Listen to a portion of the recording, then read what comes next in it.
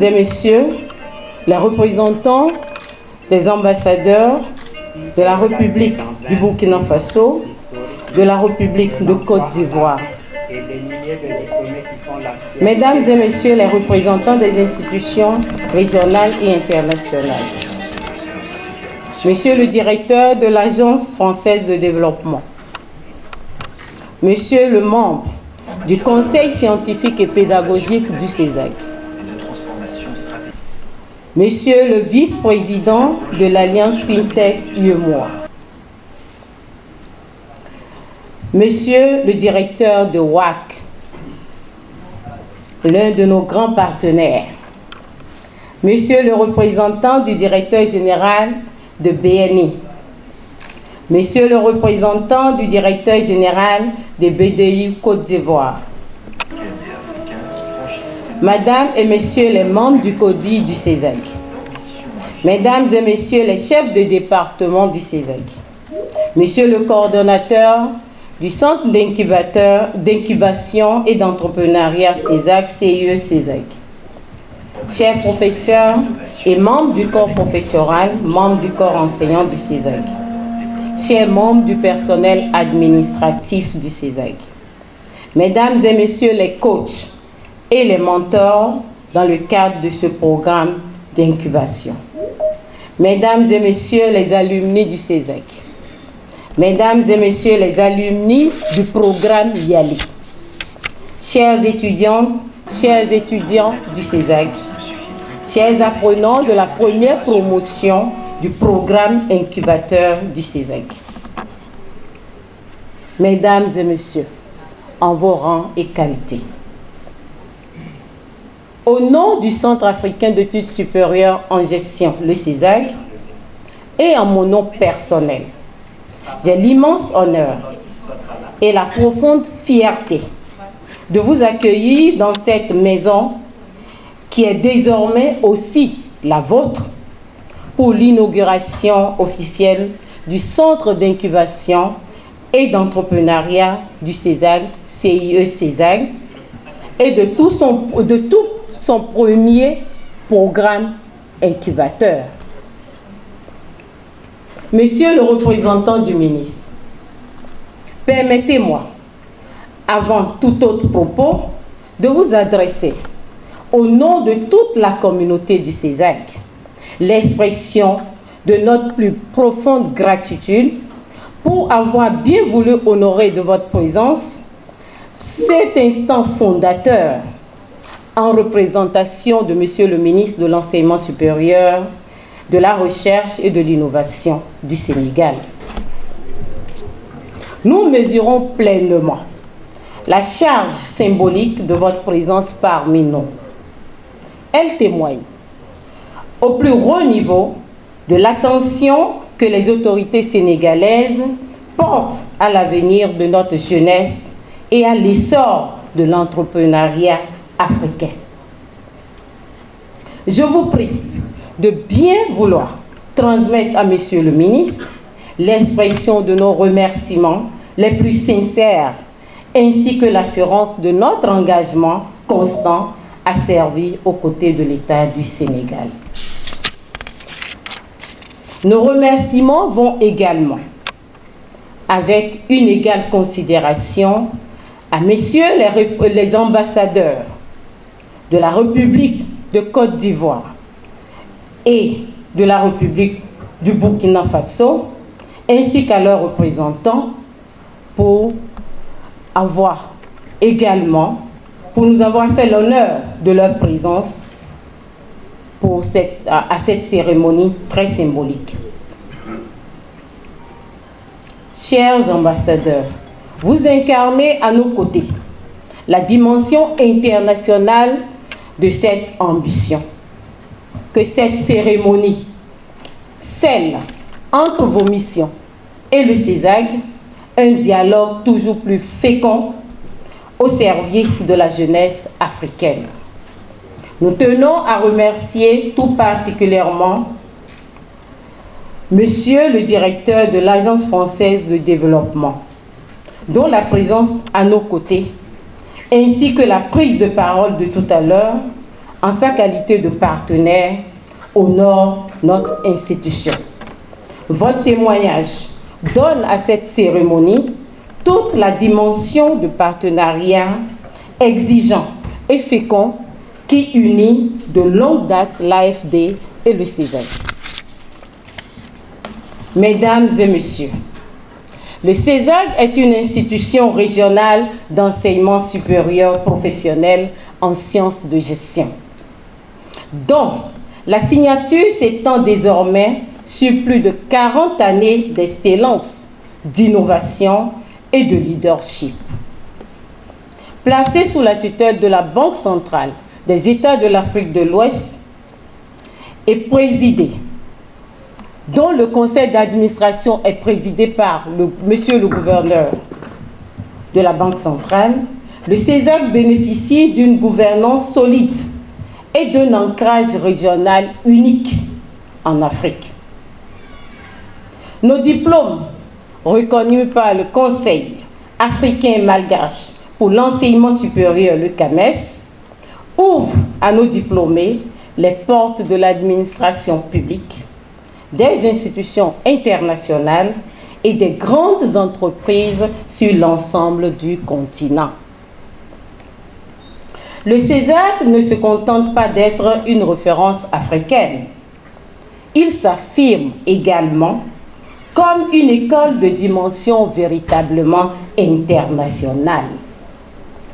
Membre de ACSB, c'est-à-dire Association to Advanced Collegiate School of Business, qui est une institution, un réseau de business school à l'international, et de l'EFMD, European Foundation for Management Development, qui est aussi un réseau reconnu à l'échelle de l'Union européenne et au-delà. Notre institution évolue dans le cercle restreint des business schools mondiales soumises aux exigences les plus rigoureuses en matière d'enseignement, de recherche et d'impact. Chaque année, nous accueillons près de 2000 étudiants ou apprenants et nous délivrons en moyenne à nos économies 600 diplômés par an. Ces diplômés qui sont Africa Ready ou même World Ready portent les couleurs du CESAG dans les institutions financières régionales, les organisations internationales, les multinationales et les administrations publiques de tout le continent. Notre vision stratégique 2025-2029 trace un cap clair et transformateur, c'est-à-dire faire du CESAG l'opérateur de choix de la transformation du capital humain africain en agissant simultanément sur 4 leviers fondamentaux, à savoir le savoir, le savoir-faire, le savoir-être et le savoir-faire faire. Le centre que nous inaugurons aujourd'hui est la consécration vivante et opérationnelle de cette ambition. Ce centre n'est pas une initiative improvisée. Il est l'aboutissement d'une décennie d'engagement, d'apprentissage et de transformation. En novembre 2015, à la faveur d'un accord de coopération signé avec l'USAID, avec aussi l'un des partenaires ici présents, le WAC, dont je salue la présence du directeur, le CESAG accueillait dans ses murs l'un des 4 centres régionaux de leadership de la Young African Leader Initiative, le programme YALI, initié par le président américain Barack Obama. Le pari était audacieux. 10 ans plus tard, les chiffres parlent d'eux-mêmes. 43 sessions de formation, dont 19 sessions entièrement en ligne.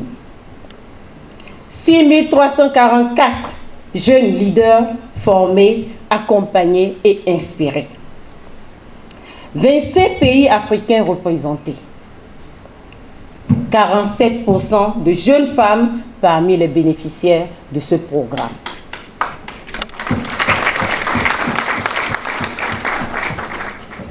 À travers les 3 domaines techniques du programme YALI, business et entrepreneuriat, civic leadership et public management, nous avons forgé une expertise rare, patiemment éprouvée, détecté des talents, structuré les projets, mentoré, coaché, incubé et valorisé.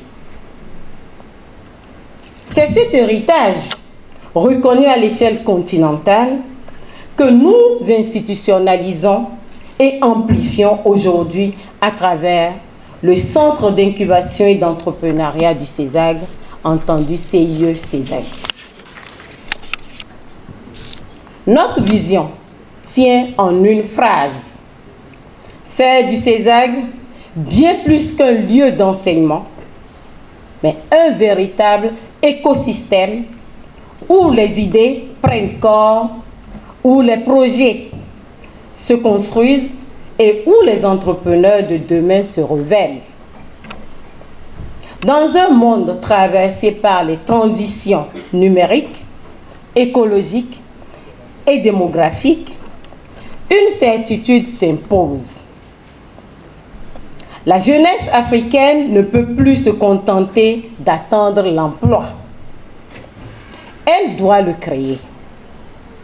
Elle ne peut plus subir l'avenir. Elle doit le créer.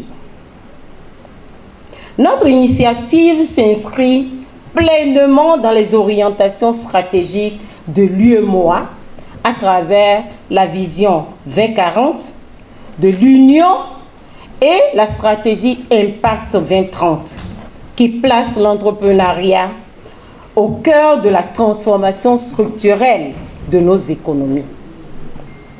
Le récent sommet Africa Forward, qui vient de réunir à Nairobi plus de 4 500 participants, à savoir des chefs d'État de nos continents et d'ailleurs, des investisseurs, des entrepreneurs, des jeunes leaders, nous rappelle une conviction que le CESAG partage pleinement, à savoir celle des solutions africaines aux défis africains. Notre initiative est notre réponse locale, concrète et durable à l'appel de Nairobi. Le premier programme incubateur ouvert à titre au titre de l'année académique 2025-2026 s'adresse aux étudiants de licence 3e année, de master 2e année et de MBA du CESAC, comme aussi des étudiants venant de nos institutions partenaires que sont les universités des autres pays, des pays de l'UEMOA et ailleurs. Sur un parcours de 6 à 9 mois, il les conduit à travers une transformation profonde articulée autour de 4 dimensions complémentaires, à savoir la maturation et l'induction, c'est-à-dire éveiller l'esprit d'entreprise, décrypter les codes et les opportunités de l'écosystème entrepreneurial. 2. Coaching et mentorat personnalisé, animé par des experts du monde académique et des praticiens du secteur privé. 3. Formation hybride complémentaire, en présentiel et en ligne, axée sur les soft skills, le leadership et les compétences entrepreneuriales. 4. Réseautage et partenariat stratégique, connectant nos apprenants aux chefs d'entreprise, aux ONG et aux agences des Nations Unies. Au terme de l'incubation, chaque incubé recevra un certificat de compétences reconnues en leadership et en entrepreneuriat. Mais au-delà du papier, nous portons une théorie de changement qui tient en 4 mots. Notre boussole, c'est le leadership, le réseautage, la valorisation et l'impact. Aucun grand projet ne se construit dans la solitude. Le centre s'appuie sur un écosystème de partenaires de tout premier plan. Espérant que nos partenaires d'hier seront toujours avec nous. Je veux bien parler de WAC. La Commission de l'Union économique et monétaire de l'Afrique de l'Ouest, UEMOA, dont l'accompagnement s'inscrit dans les visions que je viens de citer, la vision 2040 et la stratégie Impact 2030. L'Agence française de développement, ici présent, partenaire historique et fidèle de la transformation du capital humain au CESAC, le WAC, qui est le West African Research Center, notre partenaire traditionnel dans le cadre de cette aventure qui a commencé depuis plus de 10 ans, qui apporte son expertise reconnue en matière d'incubation et l'héritage exceptionnel de notre partenariat décennal avec l'USAID qui a permis l'éclosion de l'aventure YALI. Je salue également l'ensemble des partenaires du CESAC, dont la Banque mondiale pour le programme CLIER, le DAD pour le programme SEGLA, l'UEMOA pour le programme TAI, ainsi que la GIZ pour le programme de transformation du secteur public. Je remercie tout particulièrement les leaders qui participent et qui vont partager tout à l'heure leur expérience lors du Leadership Talk. Je vais citer M. Omar Diallo de l'Alliance FinTech UEMOA, Madame Awa Mbeng de Awa Bio, on en a qui seront en ligne, Madame Midreso Amuzu Kwasiwa Enyo, Madame Cynthia alias Alice Tano de l'ICI Express, ainsi que Madame Naboufal, coach et mentor. Je viens de citer 5 personnes, mais parmi les 5, nous avons 4 brillantes femmes. Ce qui montre déjà que nous sommes toujours dans notre dynamique de la promotion des femmes hyper engagées. Donc parmi nos incubés, vous aurez aussi assez de femmes. Nous vous promettons cela. À chacune et chacun, ainsi qu'à tous les mentors, experts, enseignants et anciens du programme YALI, j'adresse l'expression de notre plus profonde gratitude. Mesdames et messieurs, permettez-moi d'affirmer ce qui s'impose désormais. Choisir le CESAG, c'est choisir l'excellence. Et choisir le centre d'incubation et d'entrepreneuriat CIE-CESAG, c'est choisir bien davantage encore l'innovation. C'est bénéficier d'un accompagnement taillé sur mesure, porté par les meilleurs experts du continent et d'ailleurs, et d'un réseau panafricain vivant, actif et solidaire. C'est aussi, et peut-être surtout, rejoindre une grande famille, celle de plus de 6000 jeunes leaders formés par le CESAG à travers son programme YALI au cours de la dernière décennie, qui transforment leur pays, qui créent des entreprises, qui dirigent des organisations et qui inspirent régulièrement leur communauté. Vous marcherez sur leurs traces et bientôt, vous tracerez aussi les vôtres. Mes chers apprenants, le CESAG est votre maison. Préparez-vous avec rigueur. Croyez en vos capacités. Soyez ambitieux. Le chemin de l'entrepreneuriat est exigeant. Il demande de la persévérance, de l'humilité face à l'échec et de l'audace face aux opportunités. Souvenez-vous d'une chose, aucun grand projet n'est jamais né dans le confort. Toutes les entreprises qui transforment aujourd'hui le monde ont commencé par une idée fragile, portée par des femmes et des hommes ordinaires qui ont refusé d'y renoncer. Vous êtes, vous aussi, de cette étoffe-là.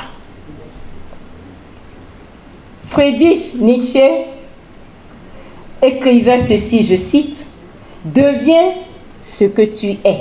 Fin de citation. Cette formule appelle au dépassement de soi. Non pas dominer les autres, mais se hisser au-dessus de ses propres limites. Transformer les épreuves en force et faire de sa vie une œuvre exigeante. L'esprit entrepreneurial rejoint cette figure, celle d'un être capable d'inventer, d'oser et d'ouvrir des chemins là où d'autres ne voient que des obstacles. Monsieur le représentant du ministre, conformément à notre vision stratégique 2025-2029, nous poursuivons résolument notre mission, qui consiste à former les compétences de haut niveau, agiles, responsables et engagés, capables de relever les défis contemporains de la gouvernance, de la finance, du numérique, de l'entrepreneuriat et du développement durable en Afrique. Dans cette dynamique, le CESAG continuera de compter sur l'appui constant des autorités sénégalaises et à ce titre, je vous serai gré, encore une fois, de bien vouloir transmettre à Monsieur le ministre l'expression renouvelée de notre haute considération. C'est sur ces mots et avec une espérance lucide et confiante que je vous souhaite la bienvenue dans votre institution, le CESAG, dans le cadre du lancement du centre d'incubation et d'entrepreneuriat du CESAG, CIE-CESAG, ainsi que de son tout premier programme incubateur.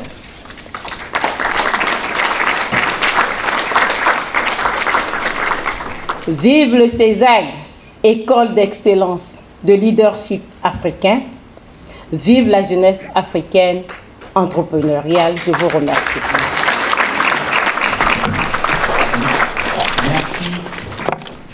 Merci, Madame le Directeur Général, pour ces mots inspirants et porteurs d'ambition. Merci.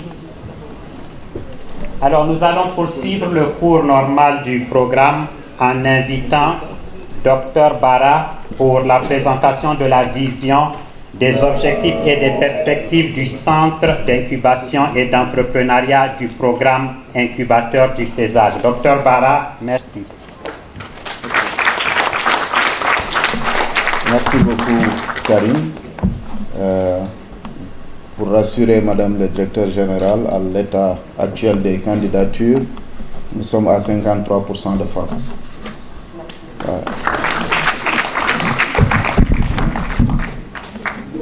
Honorables invités, Mesdames et Messieurs, à vos titres, rangs et grades, je voudrais saisir cette opportunité pour vous partager la substance de ce que nous comptons offrir dans ce parcours de transformation. Donc, je ne sais pas si la régie est prête pour la présentation. Donc, je pense que vous pouvez lancer la présentation. Ce parcours que nous sommes en train de créer donc, est un élément de différenciation, de valorisation des apprenants, parce que nous avons constaté dans beaucoup d'universités l'installation d'incubateurs. Et nous avons tous compris, au-delà des hard skills, il est important de travailler beaucoup sur les soft skills. Parce que nous avons besoin des leaders qui impactent, nous avons besoin des leaders qui, pour leurs décisions, leurs initiatives, arrivent à changer la vie des populations. Donc c'est à ce titre que le CESAC s'est doté de cet incubateur pour améliorer son offre de formation. Donc vous pouvez continuer, comme je n'ai pas de pointeur, vous allez m'aider à avancer le slide. Encore avancer.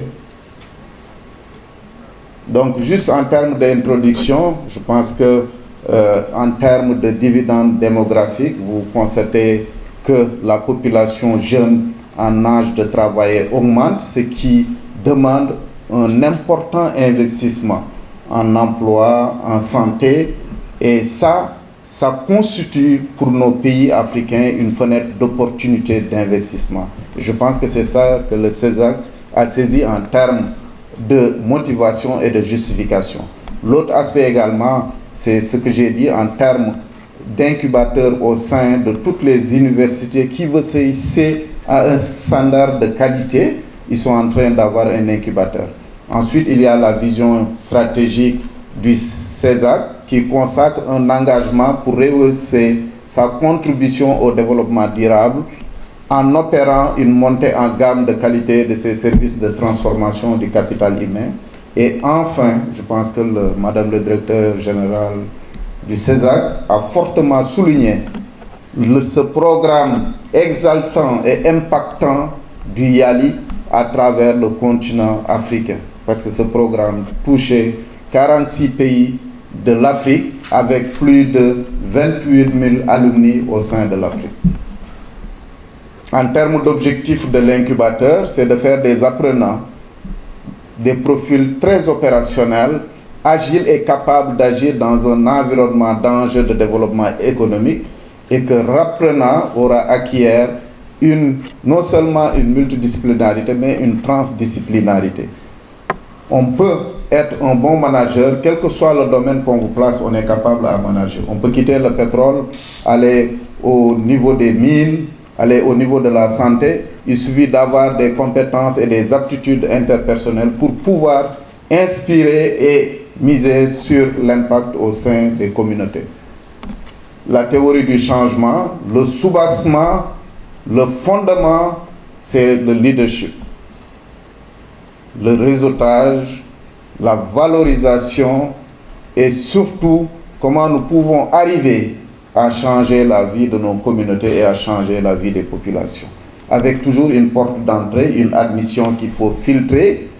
Également, il y a une formation de base, des formations complémentaires en fonction des besoins, un parcours de mentoring et de coaching, mais également une maturation. Et c'est ça que nous essayons de décliner dans les diapositives. Vous pouvez aller très vite.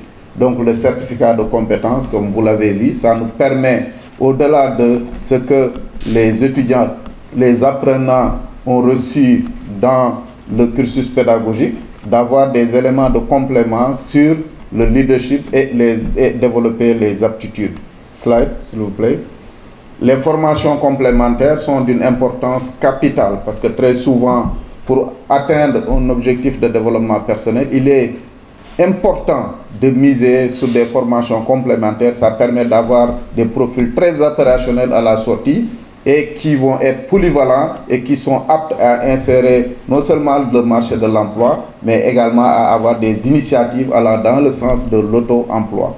Slide, s'il vous plaît. Le coaching, le mentorat, avec un bon diagnostic qui est basé sur les 4A. Ensuite, le mentoring. Il faut comprendre que le CESAC a un très fort réseau de mentors. Ce sont ses alumni. Le CESAC a plus de 10 000 alumni, si je ne me trompe pas. Et ça c'est de l'or. C'est une richesse à exploiter. Et je pense que nous n'aurons pas de problème à chercher des mentors pour ces jeunes apprenants. Et quel que soit le domaine, nous avons des apprenants. Tout à l'heure, je discutais sur la présence de Wave qui nous avait donné son accord de principe. Et j'ai compris qu'on a même un alumni qui est directeur de Wave Burkina Faso. Donc vous voyez, en termes de connexion, c'est très facile. Et vous allez voir tout à l'heure avec les leaders qui vont intervenir que les parcours de transformation apportent une confiance, une valorisation, apportent de la détermination, de la persévérance et on comprend qu'est-ce que c'est réellement l'impact. Donc c'est pourquoi on va carrément l'installer au niveau du CESAC. Slide, s'il vous plaît. Donc la maturation en termes d'induction, parce que très souvent les défis dans les parcours d'incubation, c'est le financement. C'est le financement et je pense que monsieur le directeur des études et de la coopération, je pense, pourra confirmer ça parce qu'à leur niveau, ils gèrent beaucoup d'incubation. Mais le principal défi, c'est le financement. Ce qui n'est pas impossible. Et je pense que nous pouvons trouver des stratégies avec nos partenaires. Nos États également investissent beaucoup sur l'entrepreneuriat et l'emploi des jeunes, mais également sur l'ingéniosité, sur les initiatives très valorisantes de nos jeunes. Nous pouvons arriver à trouver des financements. Il y a un jeune étudiant du CESAC, je pense qu'il est en MBF. Il avait postulé pour Mastercard, il vient d'être sélectionné et il va bénéficier de 40 millions de financement. Je pense qu'il est dans la salle. On s'est parlé tout à l'heure. Voilà, il est là. Vous pouvez vous lever.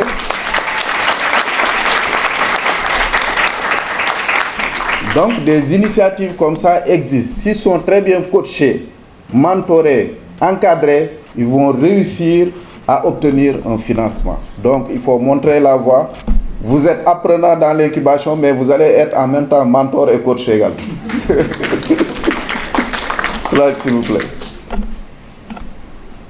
Donc, en termes de suivi-évaluation, c'est très important parce que nous devons être en mesure d'avoir des données probantes pour chercher des financements, pour montrer les évidences. Et ce qui est intéressant sur le slide suivant, ce programme est adossé à un programme de recherche qui a déjà eu un financement pour montrer comment on peut arriver avec l'incubateur à être beaucoup plus impactant et à montrer des résultats à ce niveau. Et je pense que ça, c'est une initiative qui pourrait engendrer des idées de propositions pour mobiliser des ressources des partenaires et du financement dans le sens d'avoir un impact au sein des populations. Donc, je vous remercie. Je ne vais pas aller très loin parce qu'il y a des leaders qui doivent me compléter. Je vous remercie et je vous souhaite une très bonne cérémonie de lancement. Merci. Merci bien, Dr Bara, pour cette présentation éclairante. Alors, il a dit qu'il y a des leaders qui vont venir juste après, des leaders représentatifs de tous les pays dont sont issus les candidats. C'est donc le moment de la parade de la jeunesse, de la créativité à l'innovation, une parade des apprenants du dispositif d'incubation. Veuillez accueillir chaleureusement les 17 pays dont sont issus nos candidats à travers la parade qui va suivre, voilà. Ils nous viennent du Bénin, du Togo, du Burkina, du Burundi, du Cameroun, de la Centrafrique, du Comore, du Congo-Brazzaville, de la Côte d'Ivoire, du Gabon, de la Guinée-Bissau, du Mali, de la Mauritanie, du Niger, de la République démocratique du Congo, de la République de la Guinée, du Sénégal, du Tchad. Veuillez applaudir. Bravo. Voici les pays dont sont issus les candidats de cette première cohorte qui sera incubée dans le centre d'incubation du CESAC. Bravo. Bénin, Burkina, Burundi, Cameroun, Centrafrique, Comores, Congo-Brazzaville, Côte d'Ivoire, Gabon, Guinée-Bissau, Mali, Mauritanie, Niger, République démocratique du Congo, République de la Guinée, Sénégal, Tchad et Togo. Ils vont intégrer ce programme immédiatement après cette cérémonie. C'est donc des jeunes motivés, des jeunes qui sont pleins d'ambition, audacieux et qui veulent contribuer à l'entrepreneuriat en Afrique. Alors, nous allons maintenant entamer un moment fort de la cérémonie. C'est le Leadership Talk. C'est un moment d'échange, de partage surtout, à travers lequel des jeunes candidats inspirants vont incarner l'innovation. Ils vont incarner l'audace entrepreneuriale et le leadership africain. J'invite M. Omar Diallo à bien vouloir faire sa présentation et présenter son entreprise et son activité. Merci. Merci, Karim. Bonjour tout le monde. C'est un honneur pour moi d'être là. Mon activité, je vais dire en fait, mon rôle de mentor a presque commencé ici avec Yali il y a 8 ans. Il y a 8 ans, j'ai eu à intervenir ici avec des jeunes qui devaient être formés sur tout ce qui était acquisition de clients, déploiement et tout ce qui était marketing digital. Il y a une semaine, je suis revenu pour modérer un panel sur les cryptoactifs en marge avec ce que la BCAO est en train de faire sur tout ce qui est crypto-monnaie, crypto-décentralisé et tout ce qui est régulation et comment on va voir si on doit légiférer ou bien si on doit interdire. Mais je sais qu'en fait, actuellement, avec la technologie et la mouvance que nous avons, on ne peut pas arrêter. Il faut tout simplement encadrer et s'inspirer en fait des pays développés de ce qu'ils ont réussi à faire. Aujourd'hui, venir au CESAC et parler d'incubation, c'est comme si je revenais et racontais ma vie durant ces 10 ans. Ça fait 10 ans que je me suis lancé complètement, entièrement dans l'entrepreneuriat. D'ailleurs, c'est bon? C'est bon? Non, je pense que l'autre est mieux.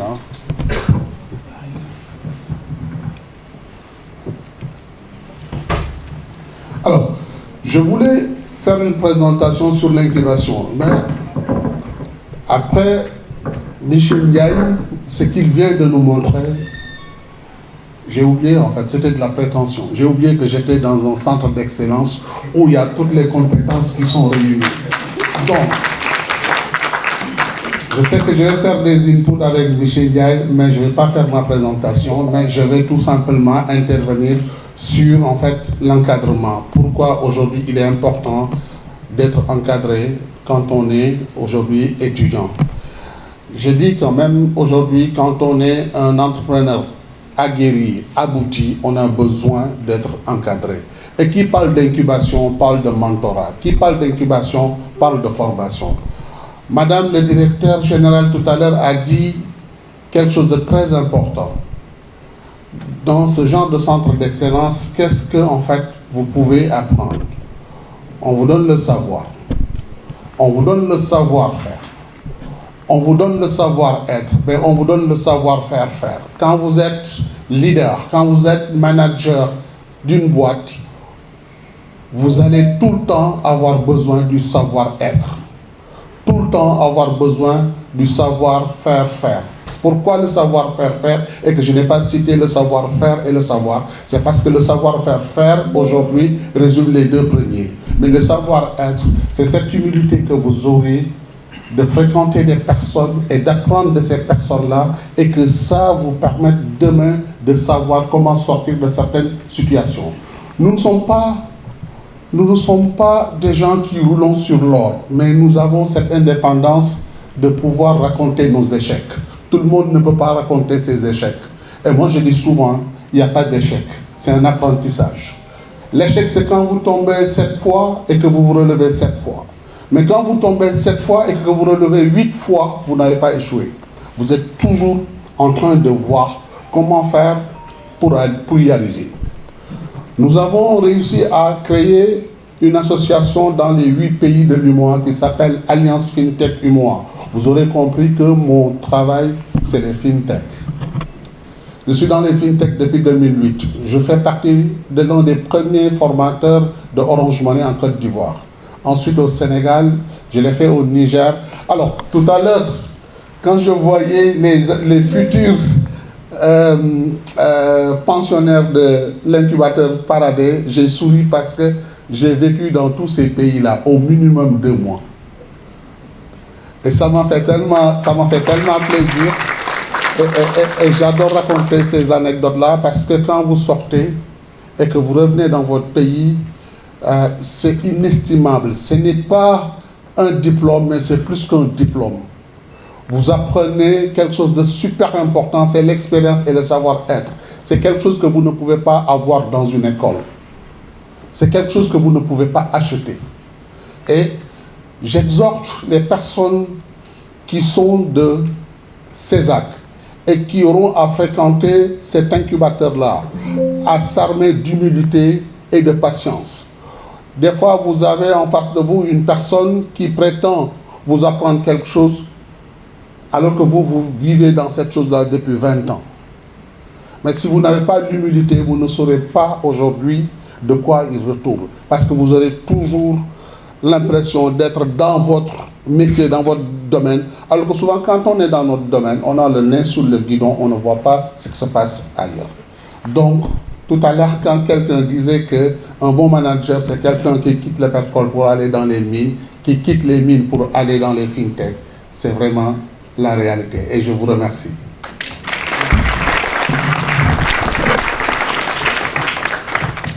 Merci bien, Monsieur Omar Diallo, pour cette présentation. Je rappelle que votre structure s'appelle Alliance FinTech UMOA. Merci pour ce partage d'expérience, merci pour ce partage de parcours et pour ces mots dédiés à l'endroit des futurs pensionnaires, comme vous l'avez dit, de l'incubateur. J'invite maintenant Madame Awa Bengue pour la présentation de Awa Bio. Voilà, elle nous rejoint. Merci.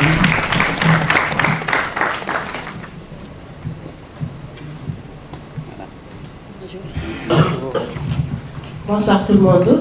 Et merci beaucoup. Merci Madame la Directrice.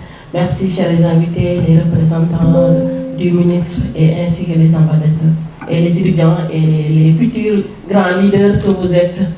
Donc moi pour rappel, je m'appelle Awa Bengue et je fais partie des alumni du YALI, la session 22 hybride ici à présentiel. On a passé plusieurs semaines avec une centaine d'entrepreneurs, de leaders d'Afrique qui sont venus au Sénégal. C'était en 2023. Donc aujourd'hui, je vais vous faire la présentation d'Awa Biofood, qui est un exemple d'entreprise. Mais avant tout, je vais parler d'une histoire. Il était une fois une jeune fille qui aimait les études. Après son baccalauréat scientifique, elle part en France puis en Chine à la recherche de la connaissance. Mais au moment de finir sa dernière année d'études d'ingénierie au Canada, elle tombe gravement malade avec une incapacité de 80%. Elle a failli mourir. Mais grâce aux produits bio, elle a retrouvé la santé et est devenue cadre dans les plus grandes industries du Sénégal. D'ailleurs, elle a aidé plusieurs d'entre elles à obtenir le double et triple certification. C'est qui selon lui? C'est moi, Aomeng, fondatrice d'AO Biofood. AO Biofood a été créé en 2019 afin de nourrir sainement l'humain. Et nous sommes partis d'un constat, slide s'il vous plaît, qui était que la plupart des jus industriels sont néfastes à la santé, causant plusieurs maladies chroniques telles que le diabète et la tension, qui représentent 50% des cas de décès au Sénégal. C'est pourquoi nous apportons une solution de jus bio et locaux afin d'améliorer la santé et le bien-être des consommateurs. Slide, s'il vous plaît. Prenons l'exemple du moringa de AO Biofood. Lorsque vous le buvez, vous avez cette sensation de bonheur, de joie et de soulagement. Slide. Mais ce que vous ne voyez pas, c'est qu'il vous apporte plein de potassium, du calcium, du magnésium, du fer, des vitamines A, vitamine C, vitamine E, des protéines et surtout de la chlorophylle qui vous aide à vous rajeunir et à purifier votre sens. Slide. L'innovation de AO Biofood se trouve surtout dans sa certification biologique depuis 2022, mais également la protection de sa marque auprès de l'OAPI, mais également un excellent rapport qualité-prix de 5 sur 5. Ainsi, nous proposons également des jus qui sont sans sucre ajouté. Slide. Donc le marché des jus bio, comme vous le savez, c'est plusieurs milliards de dollars. Et nous, on peut en saisir jusqu'à 500 000 $ par an. Slide, s'il vous plaît. Donc notre modèle économique repose essentiellement sur la vente en gros, mais également sur la vente au détail, avec différents packs et différents formats, que ce soit en verre ou bien en plastique. S'il vous plaît.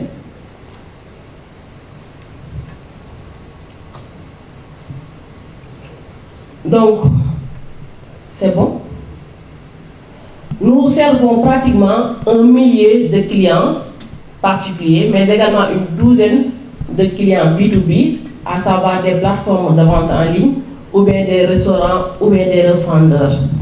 Slide, s'il vous plaît. Et lors de nos dernières enquêtes de satisfaction, nous avons eu un taux supérieur à 91%. Et notre équipe est essentiellement composée de jeunes, tous moins de 35 ans. Slide, s'il vous plaît. Et depuis notre création en 2019, nous avons eu différents partenaires, que ce soit des partenaires nationaux comme internationaux. Et en 2022 et 2024, nous avons été 3 fois meilleurs entrepreneurs verts au Sénégal. Il y a 2 semaines, nous avons gagné le 2e prix du meilleur produit Made in Sénégal, toutes catégories confondues, avec notre jus moringa. Mais également, nous avons eu le meilleur prix de l'excellence pour l'innovation et le leadership. D'ici 2027, ce que nous souhaitons réellement, c'est s'ouvrir à des associés, parce qu'il faut apprendre à grandir.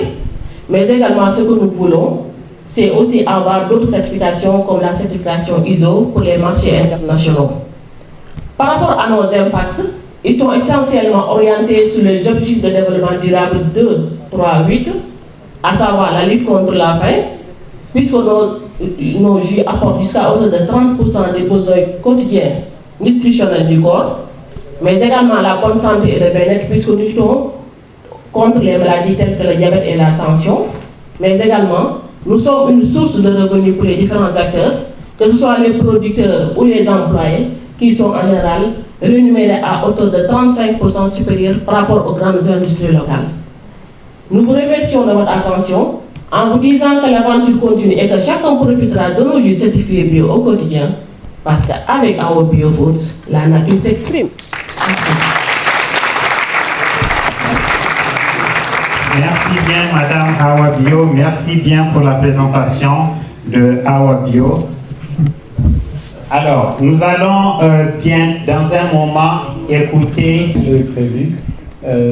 Bon, j'ai pas écrit de discours, donc j'ai pas d'allocution, mais si vous me permettez, je vais juste réagir sur 2-3 idées un peu clés qui m'ont inspiré, et puis peut-être partager avec vous surtout que je suis là surtout pour ça, partager avec vous juste un témoignage, partager une expérience, tenter qu'on ait tous des expériences. Voilà. Donc tout d'abord, je vais quand même commencer par remercier Madame la Directrice Générale pour son invitation. Bon, elle a dit tout à l'heure, je vais pas répéter, il y a effectivement une relation très partenariale entre le CESAC et l'institution que je représente, et l'AFD. Mais je suis surtout là à titre assez personnel en réalité, parce que quand j'ai rencontré le CESAC il y a une quinzaine d'années, de deux manières. Il y a une quinzaine d'années parce qu'on était engagé avec un collègue sur une réflexion autour de l'enseignement supérieur sur quelques pays du continent. À l'époque, si ma mémoire est bonne, on a beaucoup travaillé sur l'Égypte, sur le Maroc, sur le Sénégal, et puis peut-être sur la Tunisie, mais j'ai un doute. Mais c'est très vieux. Voilà, donc ça c'était ma première rencontre avec le CESAC, puisque dans le cadre de cette réflexion, il y avait eu à l'époque des échanges, des entretiens avec le dirigeant de l'époque du CESAC. Et puis j'ai rencontré une deuxième fois le CESAC, mais je pense que si certains étudiants du Master Banque et Finance sont là, on n'a pas pu se rencontrer, puisque ça remonte aussi à une douzaine d'années, où j'ai eu l'honneur de pouvoir enseigner dans le cadre de ce master. Voilà. Et dans les préambules, je voulais aussi vous saluer tous, saluer les personnes qui effectivement se sont exprimées en ligne, et puis dire aussi que je suis particulièrement aussi honoré de partager ce panel un peu d'échange avec Madame la Directrice Générale, Monsieur le représentant du ministre de l'Enseignement supérieur du Sénégal, Madame la représentante de l'ambassade du Burkina Faso et Monsieur le représentant de Côte d'Ivoire. Bon, je vais commencer par une chose qui a été dite à un moment donné et qui me paraît important. Donc je vais commencer un peu par de la stratosphère, excusez-moi, mais je vais essayer d'atterrir sur des choses très concrètes. Le premier point qui est l'enjeu fondamental de nos pays sur le continent, c'est évident, c'est la question qui est liée à la démographie, qui est la question de l'emploi. Voilà, la pression va être de plus en plus forte. Dans un pays sous votre contrôle, Monsieur le représentant, Monsieur le directeur, au Sénégal, voilà, il y aura chaque année 300 000 nouveaux entrants sur le marché du travail. Et aujourd'hui, l'économie sénégalaise ne peut créer qu'à peu près 30 000 emplois. Donc, vous voyez le déficit. Et l'économie sénégalaise, elle ne pourra pas absorber plus que ce que la taille lui permet. Cette équation, c'est la même pour tous les pays, du nord au sud. Des volumétries différentes, mais c'est la même. Donc ça veut dire qu'en fait, en réalité, et ça a été dit en introduction, je crois par vous, Madame la Directrice Générale, c'est qu'on va aller de plus en plus vers des configurations où les jeunes gens devront créer leur emploi. Voilà. Certains d'entre vous seront sans doute salariés, banques, entreprises, etc., mais pas tout le monde. Donc beaucoup d'entre vous auront l'intelligence, l'aptitude, l'agilité de créer son emploi, et c'est ce que illustrent aussi les quelques personnes qui se sont exprimées en tant qu'entrepreneurs. Donc ça c'est important, me semble-t-il, qu'on en soit conscient. Et quand on fait une brève histoire, comme ça, mondiale, et que vous savez toujours convoquer l'histoire, l'histoire c'est fondamental. Moi, je ne suis pas historien de formation, mais je trouve beaucoup de choses aujourd'hui en histoire. Et l'histoire, en tout cas de l'économie mondiale, en tout cas sous le prisme de l'emploi, en fait, si on devait la résumer, alors je la résume de manière un peu caricaturale, soit, mais qu'est-ce qu'on dirait? On dirait en fait l'Europe dans cette trajectoire a créé massivement de l'emploi par le secteur public. Voilà, ça a été un des marqueurs de l'histoire de ce continent. L'Asie, plus récemment, à partir des années 80-90, a réussi à créer massivement de l'emploi par ce qu'on appelle l'industrialisation massive. Voilà. Il est évident que l'Afrique ne créera pas massivement de l'emploi ni par le secteur public, voilà, ni par l'industrialisation massive, parce que les modèles industriels sont en train de changer. Donc elle créera par une génération d'entrepreneurs. Et donc c'est en cela que ce type d'outils d'incubateurs sont essentiels. Parce que, bon, pour ceux d'entre nous qui parcourons souvent quelques pays du continent, on trouvera toujours des exemples de jeunes gens qui ont réussi. Voilà, on en a eu quelques-uns qui ont partagé leur expérience, mais ce n'est pas suffisant en fait. Le sujet, c'est une question de masse critique. Et pour faire de la masse critique et pour monter à l'échelle, il faut des outils. Et un incubateur, Ça sert à ça. Voilà. Former, accompagner, permettre la réalisation d'un ou deux projets, aussi super soit-il, ça ne suffira pas. Voilà. C'est-à-dire qu'il faut toute une génération d'entrepreneurs, sans doute, sur le continent, pour essayer effectivement d'imposer sa propre trajectoire, son propre modèle, et qui passera sans doute par la question de l'entrepreneuriat, sans doute. Voilà. Le deuxième point que je voulais dire, qui est... j'ai juste une petite réserve, si vous me permettez. Sur les exemples qu'on a vus, je crois qu'ils ont un point commun, et c'est très utile. C'est des exemples qui ont pris le parti de satisfaire une demande domestique, voire même une demande de proximité. C'est-à-dire que, à part peut-être quelques-uns, mais la plupart sont quand même des projets entrepreneuriaux qui visent d'abord à satisfaire un besoin sur le marché domestique. Moi, il me semble que la contrainte que l'on a, c'est que les économies sont trop petites et que très vite, il faut aller vers la demande internationale quand le type de projet le permet. Il y a bien sûr, ce qu'on a vu, des services de proximité. Bon, ça, c'est des services de proximité pour un marché domestique.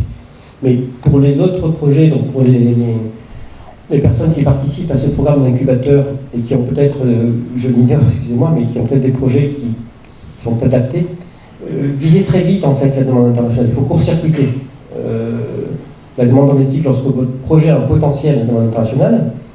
Il faut y aller. Il faut y aller sur le marché peut-être régional dans un premier temps, donc le marché un peu dans les pays limitrophes ou les pays sur lesquels il y a des corridors. Mais il faut aller au-delà, en réalité. Il faut aller au-delà, il faut aller sur des sentiments battus. L'espérance qu'on peut avoir sur tous les drapeaux que j'ai vus défiler, c'est formidable, c'est clair, mais on pourrait imaginer avoir aussi des personnes inscrites dans ce programme qui viennent d'autres parties du continent, d'Afrique australe, d'Afrique de l'Est, d'Afrique du Nord. Voilà, et c'est important parce que c'est comme ça que va se densifier sans doute ce programme d'incubateur.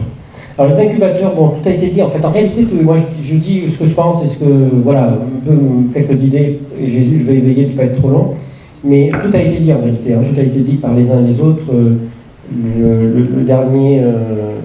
La dernière intervention de Nabou, je crois, a mis en perspective un ensemble de conseils, donc tout ça est très, très précieux, très audible. Voilà.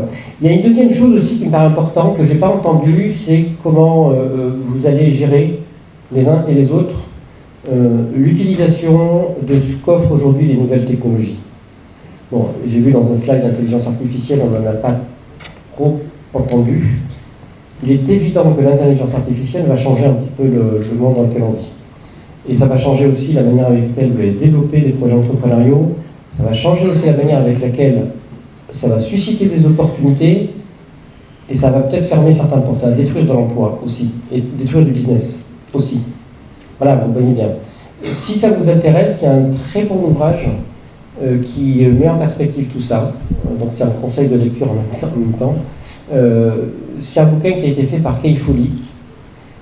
Alors dans la version française, je crois que c'est La Grande Mutation de l'Histoire.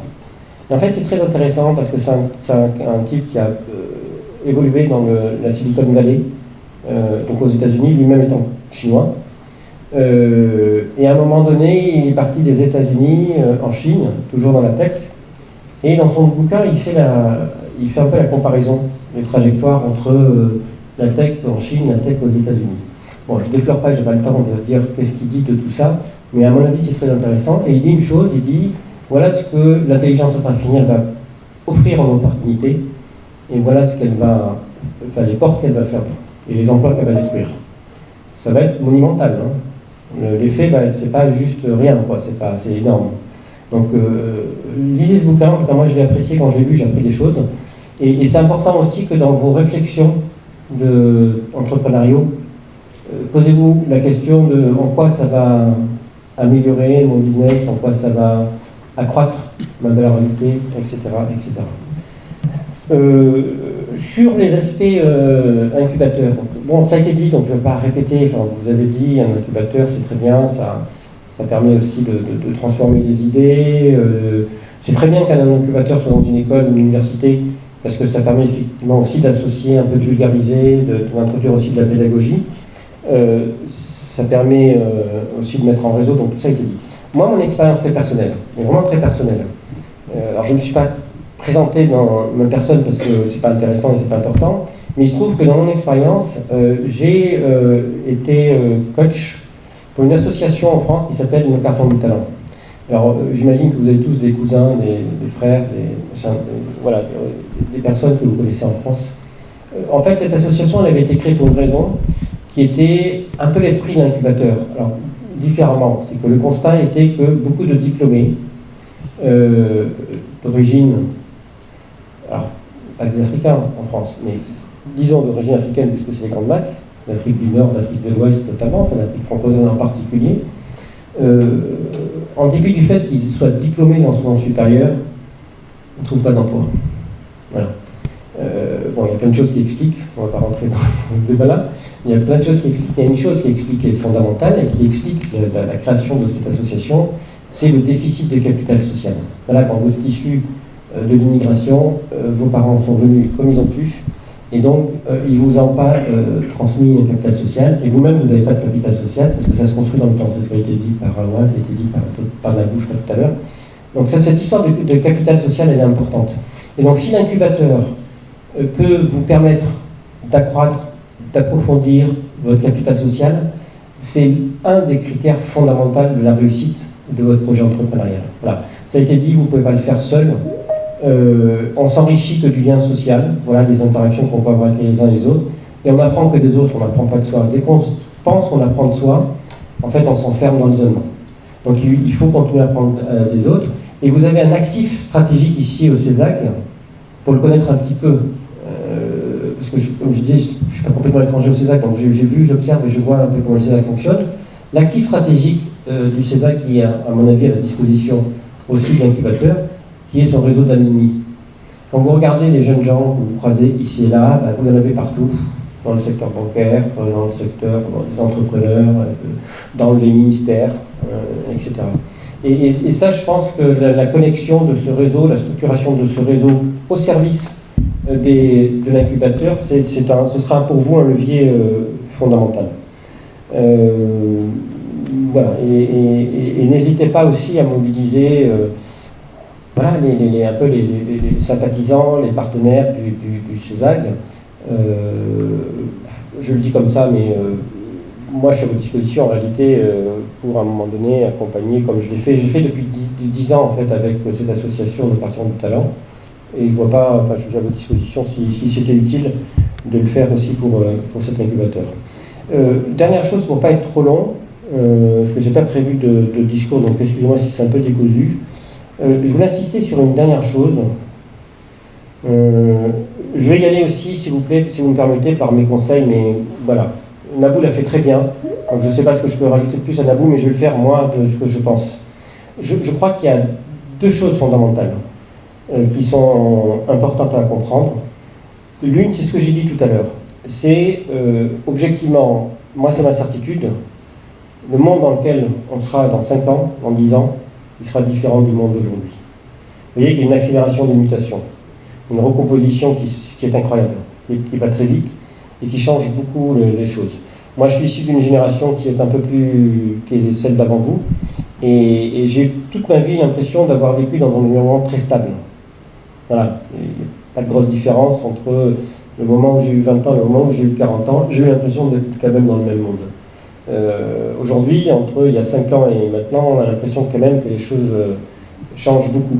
Donc ça, soyez très ouverts sur le monde en général, très ouverts sur le continent. Voilà. Et le continent, ça ne s'arrête pas aux limites des institutions du continent, aller au-delà. Voilà. Vous savez qu'il y a un enjeu qui est majeur pour le continent. Ce dont souffre le continent en réalité, c'est de l'accaparement des marchés aussi. Les marchés sont trop cloisonnés. Et des marchés trop cloisonnés, c'est des marchés trop petits. Et des marchés trop petits, c'est pas assez d'opportunités de marché pour les entrepreneurs. Donc, il y a un agenda quand même qui est à contre-courant de l'évolution du monde, qui est, alors je sais qu'on en parle, je sais que ça paraît peut-être un peu théorique, mais il faut espérer qu'on aille dans ce sens-là. c'est l'intégration des marchés. Voilà, l'agenda de la ZLECAf, la zone de libre-échange africaine. Ça ne suffira pas. Il faut beaucoup d'infrastructures d'interconnexion pour que ces marchés se décloisonnent. Et en tout cas, le jour où vous aurez l'impression que les marchés sont décloisonnés, vous allez voir que ça va offrir des opportunités incroyables pour les entreprises et les entrepreneurs. La deuxième chose sur laquelle je voulais insister pour conclure, c'était vous aurez toujours deux difficultés, même dans le monde de demain, vous aurez toujours deux difficultés, l'accès au financement et l'accès au marché. Je ne développe pas, on peut en parler si vous voulez, mais il faut particulièrement soigner ça. Et quand on disait tout à l'heure le capital social, le capital il est utile aussi pour vous accompagner, pour structurer, pour muscler votre projet et pour qu'il soit plus bancable et que vous puissiez avoir plus accès facilement au marché financier. Et l'accès au marché, c'est ce dont j'ai parlé. Voyez effectivement votre marché de proximité, mais voyez plus loin. Et je finis par ça. Ça a été dit tout à l'heure, mais j'ai griffonné à un moment donné, c'est quoi les aptitudes d'un entrepreneur, les aptitudes utiles. Moi, je vous dis ça, je ne suis pas un spécialiste, je vous dis ça de ce que j'ai senti, de ce que j'ai vu dans ma vie, de ce que j'ai compris ou peut-être pas assez. Je pense qu'il y a des aptitudes. En fait, la différence se fera sur des aptitudes personnelles. Moi, je n'ai pas de doute, les aptitudes techniques, vous les avez, objectivement. Voilà, surtout quand vous êtes dans des lieux qui vous donnent toutes ces aptitudes techniques, donc vous les avez, les aptitudes techniques. Votre force, votre réussite sera définie par vos aptitudes personnelles. Voilà. Les aptitudes personnelles, c'est quoi? C'est en particulier l'audace. Il faut être audacieux. Je sais que souvent nos jeunes sont trop timides, c'est-à-dire qu'ils n'y vont pas. Donc il faut y aller en fait en réalité. Soyez très audacieux, soyez très confiants en vous. Surtout si vous avez bénéficié d'une formation qui vous a, voilà, comme ils disent au Sénégal, capacité. Donc il faut avancer avec cette audace. Le deuxième, ça a été dit tout à l'heure, moi ça me paraît fondamental, c'était dit par M. Diallo tout à l'heure, c'est la persévérance. Voilà, vous allez marcher, tomber, marcher, tomber, marcher, tomber. Ce qui compte, c'est effectivement de rester debout. Et donc, il faut être persévérant pour rester debout. Et donc, il ne faut pas avoir peur de se tromper, il ne faut pas avoir peur de l'échec. Voilà, ça a été dit. Et donc, il faut être persévérant. La troisième aptitude qui me paraît fondamentale, qui est l'adaptation. Ne soyez pas rigide, ne soyez pas psycho-rigide. Moi, j'appartiens à une génération où les gens sont rigides. Mais parce que c'est ce que j'ai dit tout à l'heure, l'environnement était stable, les choses étaient stables, donc on était tous comme ça, un peu... Mais le monde dans lequel on vit, vous allez voir, ce qui est vrai aujourd'hui n'est peut-être pas vrai dans 2 semaines. Il peut se passer quelque chose quelque part sur le continent ou quelque part en dehors du continent qui peut avoir un impact majeur. Donc il faut avoir une aptitude à l'adaptation, c'est la compétence du siècle, une capacité d'adapter, donc il faut s'adapter. Il ne faut pas hésiter à un moment donné à ne pas changer de trajectoire, d'infléchir, etc. Et puis, je finirai là-dessus si j'arrive à me lire.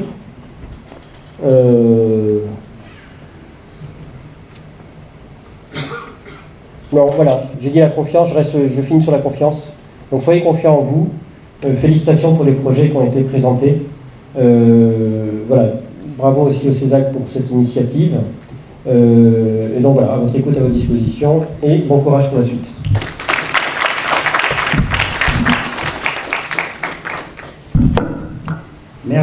Merci bien, Monsieur le Directeur Général de l'Agence française pour le développement, pour votre allocution, pour votre mot.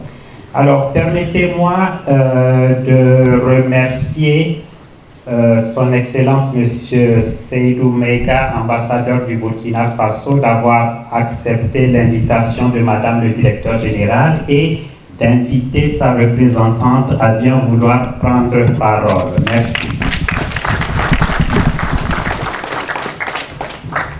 Merci.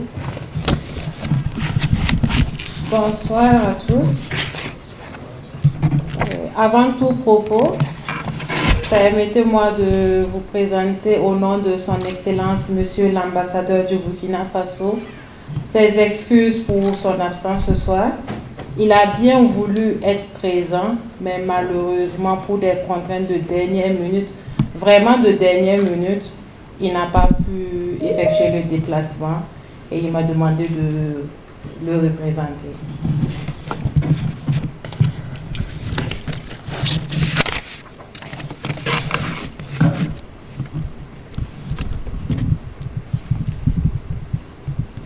il a préparé un discours et donc